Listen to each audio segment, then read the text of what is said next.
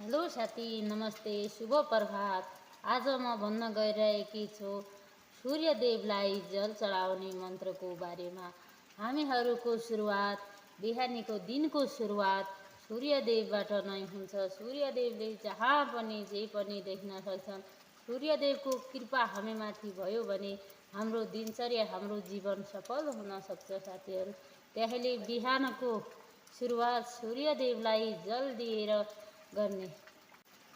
ल साथीहरू, सूर्यलाई जल दिनको लागि एउटा तामाको लोटामा भरि जल ल्याउने। जल ल्याएर सूर्यदेवलाई जल दिने मन्त्र, सूर्यलाई जल चढाउने मन्त्र। एहो श्री सूर्य सहस्रनामो पुरुषो तेजराशो जगत्पते अनुकम्पयमा भक्तानि गृहाणि दिवाकर। जय श्री सूर्यनारायण, जय श्री सूर्यनारायण। र साथीहरू, तपाईँलाई मेरो यो भिडियो मन पर्यो भने लाइक, कमेन्ट, सब्सक्राइब गर्नुहोला। हजुरहरूको प्रेरणाले गर्दा म अर्को भिडियो राख्नेछु।